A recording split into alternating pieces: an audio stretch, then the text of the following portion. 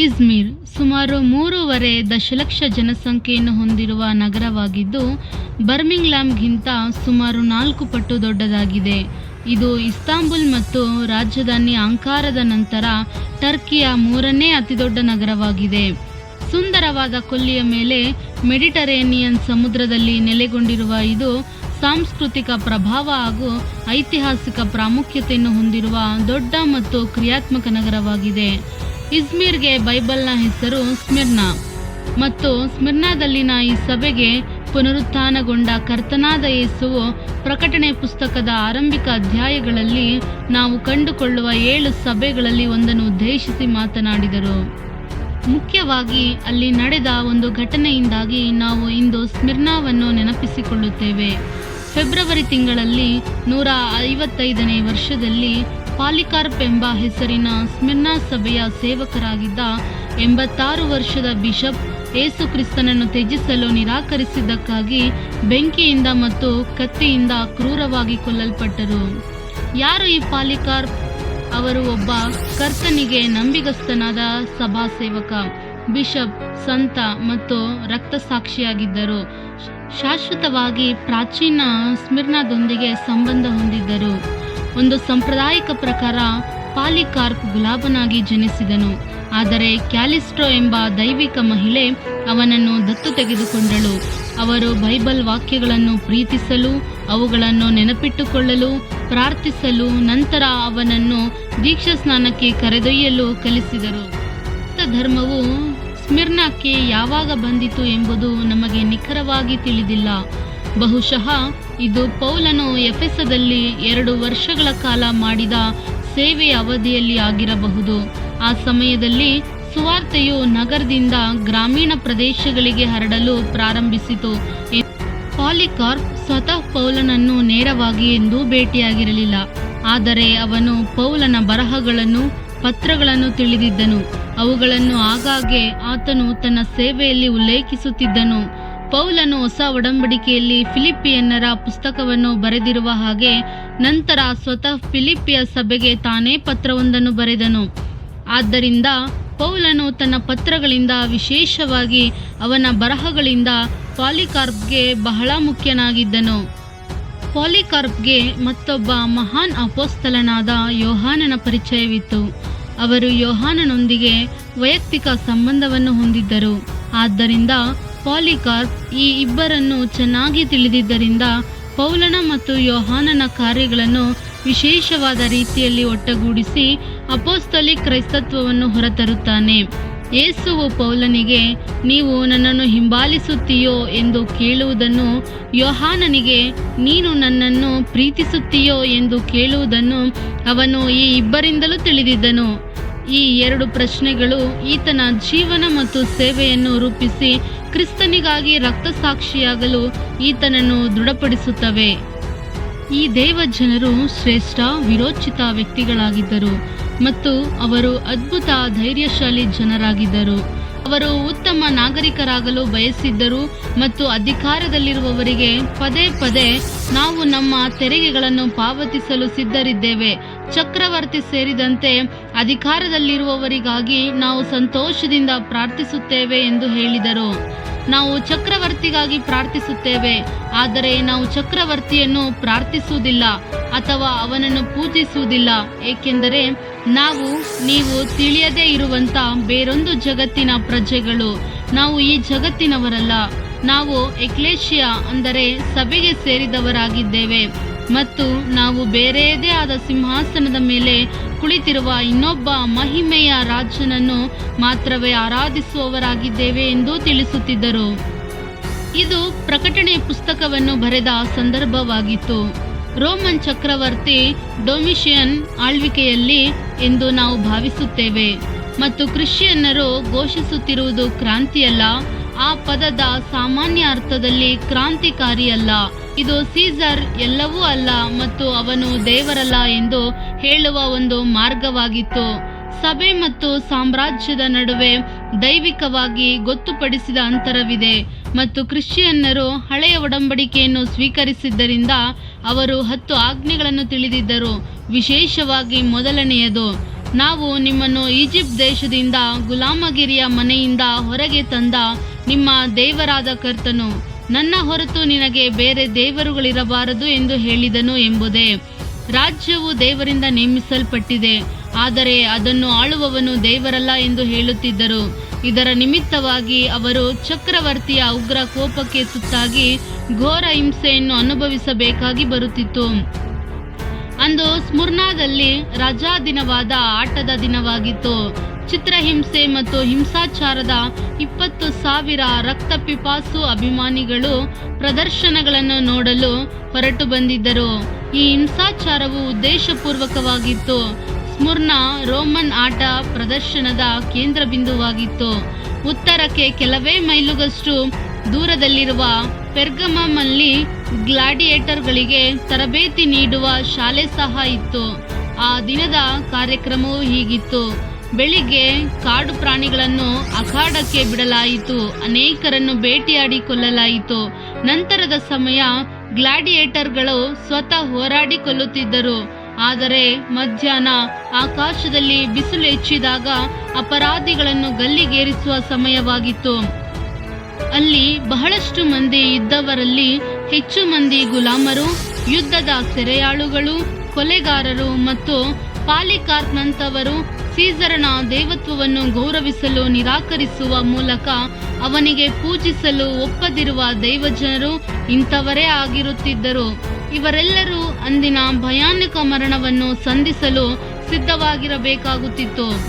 ಈ ಪಾಲಿಕಾರ್ಪ್ ಅವರು ಜನರು ಆತನ ಬಂಧನಕ್ಕೆ ಕರೆ ನೀಡುತ್ತಿದ್ದರು ಎಂದು ಅದರ ಬಗ್ಗೆ ಮೊದಲು ಕೇಳಿದಾಗ ನಿರಾಶೆಗೊಂಡಿರಲಿಲ್ಲ. ಆದರೆ ಇತರರು ಆತನನ್ನು ಹೊರಹೋಗುವಂತೆ ಮನವೊಲಿಸಿದರು. ಆದ್ದರಿಂದ ಅವರು ನಗರದಿಂದ ಸ್ವಲ್ಪ ದೂರದಲ್ಲಿರುವ ಒಂದು ಸಣ್ಣ ಹಳ್ಳಿಯಲ್ಲಿ ಮನೆಗೆ ಹೋಗಿ ಅಲ್ಲಿ ಕೆಲವು ಸ್ನೇಹಿತರೊಂದಿಗೆ ಉಳಿದುಕೊಂಡರು. ಹಗಲು ರಾತ್ರಿ ಆತ ತನ್ನ ಸಾಮಾನ್ಯ ಪದ್ಧತಿಯಂತೆ ಎಲ್ಲರಿಗೂ ಮತ್ತು ಪ್ರಪಂಚದಾದ್ಯಂತ ಸಭೆಗಳಿಗಾಗಿ ಪ್ರಾರ್ಥನೆ ಮಾಡುವುದರ ಹೊರತಾಗಿ ಏನನ್ನೂ ಮಾಡಲಿಲ್ಲ. ಪ್ರಾರ್ಥನೆ ಮಾಡುವಾಗ ಆತನ ಬಂಧನಕ್ಕೆ 3 ದಿನಗಳ ಮೊದಲು ಆತನಿಗೆ ಒಂದು ದರ್ಶನವಾಯಿತು. ಆತನ ದಿಂಬು ಬೆಂಕಿಯಿಂದ ಉರಿಯುತ್ತಿರುವುದನ್ನು ಕಂಡನು. ಅವರು ಅವನನ್ನು ಕಂಡುಹಿಡಿಯಲು ಸಾಧ್ಯವಾಗದೆ ಹೋದಾಗ 2 ಯುವ ಗುಲಾಮರನ್ನು ವಶಪಡಿಸಿಕೊಂಡು ಅವರನ್ನು ಚಿತ್ರಹಿಂಸೆ ಪಡಿಸಿದ್ದರಿಂದ ಅವರಲ್ಲಿ ಒಬ್ಬರು ಆತನನ್ನು ತೋರಿಸಿಕೊಡಲು ಒಪ್ಪಿಕೊಂಡರು. ಆತನಿಗೆ ದ್ರೋಹ ಮಾಡಿದವರು ಆತನ ಸ್ವಂತ ಮನೆಯವರಾಗಿದ್ದರಿಂದ ಇನ್ನು ಪಾಲಿಕಾರ್ಪ್ ಅಡಗಿರುವುದು ಅಸಾಧ್ಯವಾಗಿತ್ತು. ಪಾಲಿಕಾರ್ಪ್ ಕ್ರಿಸ್ತನೊಂದಿಗೆ ಹಿಂಸೆಗಳಲ್ಲಿ ಪಾಲುದಾರನಾಗುವ ಮೂಲಕ ಕರ್ತನನ್ನು ಮಹಿಮೆಪಡಿಸಲು ಆತನ ಚಿತ್ತಕ್ಕೆ ಸಂತೋಷವಾಗಿ ಒಪ್ಪಿಸಿಕೊಡಲು ಸಿದ್ಧರಾದರು. ಬೆನ್ನಟ್ಟಿದವರು ಹೊರಟು ಕುದುರೆಗಳ ಮೇಲೆ ಕುಳಿತು ಸಶಸ್ತ್ರ ಬಂಡಾಯಗಾರನನ್ನು ಬೆನ್ನಟ್ಟುತ್ತಿರುವಂತೆ ತಮ್ಮ ಸಾಮಾನ್ಯ ಶಸ್ತ್ರಾಸ್ತ್ರಗಳನ್ನು ಪ್ರದರ್ಶಿಸಿದರು. ಆ ಸಂಜೆ ತಡವಾಗಿ ಆತನನ್ನು ಬಂಧಿಸಿದಾಗ ಅವರು ಆತನನ್ನು ಮೇಲಂತಸ್ತಿನ ಸಣ್ಣ ಕೋಣೆಯಲ್ಲಿ ಹಾಸಿಗೆಯಲ್ಲಿ ಕಂಡರು. ಪಾಲಿಕಾರ್ಪ್ ಮನಸ್ಸು ಮಾಡಿದ್ದರೆ ಅಲ್ಲಿಂದ ಬೇರೆ ಸ್ಥಳಕ್ಕೆ ತಪ್ಪಿಸಿಕೊಳ್ಳಬಹುದಿತ್ತು. ಆದರೆ ಅದು ಆತನಿಗೆ ಇಷ್ಟವಿರಲಿಲ್ಲ. ದೇವರ ಚಿತ್ತವು ನೆರವೇರಲಿ ಎಂದು ಹೇಳಿ ತಮ್ಮನ್ನು ಒಪ್ಪಿಸಿಕೊಡಲು ಸಿದ್ಧರಾದರು. ಹೊರಡುವ ಸಮಯವು ಬಂದದ್ದರಿಂದ ಅವರು ಅವನನ್ನು ಕತ್ತೆಯ ಮೇಲೆ ಕೂರಿಸಿ ದೊಡ್ಡ ಸಬ್ಬತ್ ದಿನದಂದು ಪಟ್ಟಣಕ್ಕೆ ಕರೆತಂದರು. ಅವರು ಕ್ರೀಡಾಂಗಣಕ್ಕೆ ಬಂದಾಗ ಜನರ ಗದ್ದಲ ಆರ್ಭಟ ಎಷ್ಟು ತೀವ್ರವಾಗಿತ್ತೆಂದರೆ ಅಲ್ಲಿ ಯಾರಿಗೂ ಏನು ಕೇಳಿಸಲಿಲ್ಲ. ಆದರೆ ಪಾಲಿಕಾರ್ಪ್ ಕ್ರೀಡಾಂಗಣವನ್ನು ಪ್ರವೇಶಿಸುತ್ತಿದ್ದಂತೆ ಸ್ವರ್ಗದಿಂದ ಒಂದು ಧ್ವನಿ ಅವರ ಬಳಿಗೆ ನೇರವಾಗಿ ಬಂದು, ಬಲವಾಗಿರು ಪಾಲಿಕಾರ್ಪ್, ಅಂಜಬೇಡ ಎಂದಿತು. ಅಲ್ಲಿದ್ದ ದೈವಜನರಿಗೆ ಆ ಧ್ವನಿ ಸ್ಪಷ್ಟವಾಗಿ ಕೇಳಿಸಿತು, ಆದರೆ ಮಿಕ್ಕಾದವರಿಗೆ ಏನೂ ಕೇಳಿಸಲಿಲ್ಲ. ನಂತರ ಬಾಧೆಯಿಂದ ಸ್ವರ್ಗದ ಕಡೆಗೆ ನೋಡುತ್ತಿರುವಾಗ ಪ್ರಾಂತ್ಯಪಾಲಕನು ಪ್ರತಿಜ್ಞೆ ಮಾಡಿ ಮತ್ತು ಕ್ರಿಸ್ತನನ್ನು ದೂಷಿಸು, ನಾನು ನಿಮ್ಮನ್ನು ಬಿಟ್ಟು ಬಿಡುತ್ತೇನೆ ಎಂದು ಹೇಳಿದನು. ಅದಕ್ಕೆ ಪಾಲಿಕಾರ್ಪ್, ನಾನು 86 ವರ್ಷಗಳ ಕಾಲ ಆತನ ಸೇವೆ ಮಾಡಿದ್ದೇನೆ ಮತ್ತು ಆತ ನನಗೆ ಎಂದಿಗೂ ಅನ್ಯಾಯ ಮಾಡಿಲ್ಲ. ನನ್ನನ್ನು ರಕ್ಷಿಸಿದ ನನ್ನ ರಾಜನನ್ನು ನಾನು ಹೇಗೆ ತಾನೇ ದೂಷಿಸಬಲ್ಲೆ ಅಂದರು. ಅದಕ್ಕೆ ಪ್ರಾಂತ್ಯಪಾಲಕನು, ನನ್ನ ಬಳಿ ಕಾಡು ಮೃಗಗಳಿವೆ, ನೀನು ಹಿಂದೆ ಸರಿಯದ ಹೊರತು ನಾನು ನಿನ್ನನ್ನು ಅವುಗಳ ಬಳಿಗೆ ಎಸೆಯುತ್ತೇನೆ ಎಂದನು. ಆದರೆ ಪಾಲಿಕಾರ್ಪ್, ಒಳ್ಳೆಯದರಿಂದ ಕೆಟ್ಟದ್ದಕ್ಕೆ ತಿರುಗುವುದಕ್ಕಿಂತ ಆ ಪ್ರಾಣಿಗಳಿಗೆ ಬಲಿಯಾಗುವುದು ನನಗೆ ಉತ್ತಮ. ಅವುಗಳನ್ನು ಕರೆತನ್ನಿ ಎಂದು ಹೇಳಿದರು. ಆ ಅಧಿಕಾರಿ, ನಿನಗೆ ವನ್ಯಮೃಗಗಳ ಚಿಂತೆ ಇಲ್ಲವಾದ್ದರಿಂದ ನಾನು ನಿನ್ನನ್ನು ಬೆಂಕಿಯಲ್ಲಿ ಸುಟ್ಟು ಹಾಕುವೆನು ಅಂದನು. ಆದರೆ ಪಾಲಿಕಾರ್ಪ್, ನೀವು ಕೇವಲ 1 ಗಂಟೆ ಕಾಲ ಉರಿಯುವ ಬೆಂಕಿಯನ್ನು ತೋರಿಸಿ ಬೆದರಿಕೆ ಹಾಕುತ್ತೀರಿ, ಆದರೆ ಅದು ಸ್ವಲ್ಪ ಹೊತ್ತಿಗೆ ಆರಿ ಹೋಗುತ್ತದೆ. ಆದರೆ ನಿಮಗೆ ಮುಂಬರುವ ನ್ಯಾಯ ತೀರ್ಪಿನ ಮತ್ತು ಭಕ್ತಿಹೀನರಿಗೆ ಮೀಸಲಾಗಿರುವ ಶಾಶ್ವತ ಶಿಕ್ಷೆಯು ಆರದ ಬೆಂಕಿಯ ಬಗ್ಗೆ ನಿಮಗೆ ತಿಳಿದಿಲ್ಲ. ಆದ್ದರಿಂದ ನೀವು ಏನೇ ಹೇಳಿದರೂ ನನ್ನ ಕರ್ತನಿಗೆ ವಿರುದ್ಧವಾದದ್ದನ್ನು ನಾನು ಮಾಡುವುದೇ ಇಲ್ಲ. ಇನ್ನು ಏಕೆ ತಡ ಮಾಡುತ್ತೀರಿ? ನನಗೆ ಈ ಮರಣದ ಬಗ್ಗೆ ಭಯವಿಲ್ಲ. ನೀವು ನಿಮ್ಮ ಕೆಲಸವನ್ನು ಮುಂದುವರಿಸಿರಿ ಎಂದನು. ಅವರು ಈ ಮಾತುಗಳನ್ನು ಆಡುವಾಗ ಧೈರ್ಯ ಮತ್ತು ಸಂತೋಷದಿಂದ ತುಂಬಿದ್ದರು. ಅವರ ಮುಖವು ದೇವ ಕೃಪೆಯಿಂದ ತುಂಬಲ್ಪಟ್ಟಿತು. ಇದರಿಂದ ಇಡೀ ಸ್ಮೈರ್ನದಲ್ಲಿ ವಾಸಿಸುತ್ತಿದ್ದಂಥ ಅನ್ಯ ಜನರು ಮತ್ತು ಯಹೂದಿಗಳು ಅನಿಯಂತ್ರಿತ ಕೋಪದಿಂದ ಮತ್ತು ಜೋರಾಗಿ ಕೂಗಿದರು, ಇವನು ಏಷ್ಯಾದ ಗುರು, ಕ್ರಿಶ್ಚಿಯನ್ನರ ತಂದೆ, ನಮ್ಮ ದೇವರುಗಳನ್ನು ನಾಶ ಮಾಡುವವನು, ಮೊದಲು ಈತನನ್ನು ಸುಟ್ಟು ಹಾಕಿರಿ ಎಂದು ಕೂಗಲು ಪ್ರಾರಂಭಿಸಿದರು. ಆಗ ಪಾಲಿಕಾರ್ಪ್ ದೇವರ ಚಿತ್ತ ಗ್ರಹಿಸಿಕೊಂಡು ತನ್ನ ದಿಂಬಿನ ದರ್ಶನವನ್ನು ನೆನೆಸಿ ಅವನು ಪ್ರಾರ್ಥಿಸುತ್ತಿದ್ದಾಗ ಅದು ಉರಿಯುತ್ತಿರುವುದನ್ನು ನೋಡಿದ್ದು, ನಾನು ಜೀವಂತವಾಗಿ ಸುಟ್ಟು ಹೋಗುವುದು ಅವಶ್ಯ ಎಂಬುದನ್ನು ತನ್ನೊಂದಿಗೆ ವಿಶ್ವಾಸಿಗಳಿಗೆ ಪ್ರವಾದಿಸುತ್ತಾ ತಿಳಿಸಿ ಹೇಳಿದನು. ತಕ್ಷಣವೇ ಬೆಂಕಿಯ ಸಾಮಗ್ರಿಗಳನ್ನು ಆತನ ಸುತ್ತಲೂ ಇಡಲಾಯಿತು. ಅವರ ಕೈಗಳನ್ನು ಹಿಂದಕ್ಕೆ ಕಟ್ಟಿ ಆತನಿಗೆ ಬೆಂಕಿಯನ್ನು ಹಚ್ಚಿದರು. ಆದರೆ ಅಲ್ಲಿ ನಡೆದಂತ ಅದ್ಭುತವೇನೆಂದರೆ ಆ ಬೆಂಕಿಯು ಪಾಲಿಕಾರ್ಪ್ನನ್ನು ದಹಿಸಲಿಲ್ಲ. ಅವರು ಆ ಬೆಂಕಿಯ ಮಧ್ಯದಲ್ಲಿಯೇ ಕರ್ತನನ್ನು ಸ್ತುತಿಸುವವರಾದರು. ಇದನ್ನು ಕಂಡಂತ ಕಾನೂನು ಬಾಹಿರ ವ್ಯಕ್ತಿಗಳು ಅವರ ದೇಹವನ್ನು ಬೆಂಕಿಯಿಂದ ಸುಡಲು ಸಾಧ್ಯವಿಲ್ಲ ಎಂದು ಅರಿತುಕೊಂಡು ಮರಣದಂಡನೆಯನ್ನು ಮಾಡುವವನಿಗೆ ನೀನು ಹೋಗಿ ಅವನನ್ನು ಕಟಾರಿಯಿಂದ ಇರಿಯುವಂತೆ ಆದೇಶಿಸಿದರು. ಅವನು ಹೋಗಿ ಅದೇ ರೀತಿಯಾಗಿ ಕಟಾರಿಯಿಂದ ಆತನನ್ನು ತಿವಿದನು. ಅವನು ಇದನ್ನು ಮಾಡಿದಾಗ ದೊಡ್ಡ ಪ್ರಮಾಣದ ರಕ್ತವು ಹೊರಬಂದು ಅಲ್ಲಿದ್ದ ಬೆಂಕಿಯೆಲ್ಲ ಆರಿಹೋದದ್ದು ಮಾತ್ರವಲ್ಲ, ಅಲ್ಲಿ ಅವರ ದೇಹದ ಒಳಗಿನಿಂದ ಪಾರಿವಾಳವು ಹೊರಬಂದಿತು ಎಂದು ಕಂಡವರು ಸಾಕ್ಷಿ ಕೊಟ್ಟಿದ್ದಾರೆ. ಇದನ್ನು ಕಂಡಂತ ಅಲ್ಲಿದ್ದಂತ ಜನರು ಆಶ್ಚರ್ಯಚಕಿತರಾದರು. ಈ ಜನರು ಈ ಪಾಲಿಕಾರ್ಪ್ ಸತ್ತ ನಂತರ ಇಡೀ ಕ್ರಿಶ್ಚಿಯನ್ ಜನ ಸಮೂಹವೇ ಸಂಪೂರ್ಣವಾಗಿ ನಾಶವಾಗಿ ಹೋಗುವುದು ಮತ್ತು ಇರುವಂತ ಜನರು ಸಹ ನಂಬಿಕೆಯಲ್ಲಿ ಬಿದ್ದು ಹೋಗುವರೆಂದು ನೆನೆಸಿದರು. ಆದರೆ ಅದಕ್ಕೆ ತದ್ವಿರುದ್ಧವಾಗಿ ದೇವ ಜನರು ಅಧಿಕವಾಗಿ ಬಲಗೊಂಡು ಇನ್ನಷ್ಟು ಸೇವೆಯನ್ನು ಮಾಡುವವರಾಗಿದ್ದರು. ಯಾಕೆಂದರೆ ಪಾಲಿಕಾರ್ಪ್ ಈ ಲೋಕದಲ್ಲಿ ಜೀವಿಸುತ್ತಿದ್ದಂಥ ದಿನಗಳಲ್ಲಿ ಕರ್ತನನ್ನು ಸ್ತುತಿಸುತ್ತಿರುವಂಥದ್ದು, ಆ ನಂಬಿಕೆಯ ಜೀವನ ಮತ್ತು ಸಭೆಗಳನ್ನು ಬಲಪಡಿಸುತ್ತಿರುವಂಥದ್ದು, ಇದು ಮಾತ್ರವಲ್ಲದೆ ಮರಣದಲ್ಲಿಯೂ ಕರ್ತನನ್ನು ಸ್ತುತಿಸಿ ನಂಬಿಕೆಯಿಂದಲೂ ನಿರೀಕ್ಷೆಯಿಂದಲೂ ಆತನನ್ನು ಸಂತೋಷದಿಂದ ಎದುರುಗೊಳ್ಳುವಂತ ಜೀವನವನ್ನು ಕಂಡಂತ ಅಲ್ಲಿನ ದೇವ ಜನರು ಮತ್ತಷ್ಟು ಬಲಗೊಂಡರು. ಪಾಲಿಕಾರ್ಪ್ನ ಈ ಸಮರ್ಪಣೆಯ ಕ್ರೈಸ್ತಿಯ ಜೀವಿತ ಅಲ್ಲಿರುವಂತ ಜನರನ್ನು ಮಾತ್ರ ಬಡಿದೆಬ್ಬಿಸುವುದು ಮಾತ್ರವಲ್ಲದೆ ಈಗಿನ ಕಾಲದಲ್ಲಿರುವಂತ ನಮ್ಮನ್ನು ಸಹ ಬಡಿದೆಬ್ಬಿಸುವಂತದ್ದಾಗಿದೆ.